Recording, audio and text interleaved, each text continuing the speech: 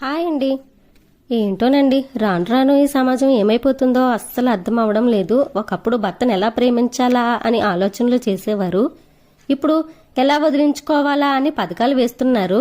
మేము మా పిల్లలు మంచిగా ఉంటాము, కన్నతండ్రి ఆలనా పాలనలో పిల్లలు పెరుగుతారు, మా ఆర్మీ లైఫ్లో మాలాంటి వాళ్ళకి మంచి ప్లేస్లో పోస్టింగ్ ఇవ్వాలి, అందరం హ్యాపీగా ఒక దగ్గరే ఉండేటట్లు చేస్తే బాగుండును అని మేము ఆ భగవంతుణ్ణి ప్రార్థించుకుంటుంటే కొందరు భర్తలు భార్యలని, మరికొందరు భార్యలు భర్తలను చంపుకుంటున్నారు.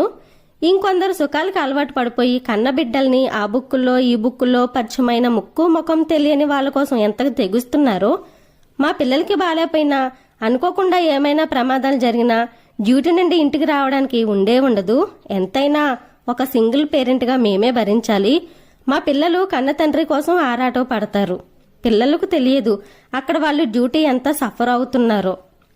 మాకు బాలేపోయినా వాళ్ళకి బాలేపోయినా ఫోన్లో పరామర్శించుకోవడం తప్ప చేసేది ఏమీ లేదు. దయచేసి భార్యాభర్తలు ఒక అండర్స్టాండ్తో మంచిగా ఉండండి. పిల్లలకి మంచి పేరెంట్స్గా అవ్వండి. ఆ బాధలు ఎలా ఉంటాయో మాలాంటి వాళ్ళకే తెలుస్తుంది. వీడియో నచ్చితే లైక్ చేయండి, షేర్ చేయండి, సబ్స్క్రైబ్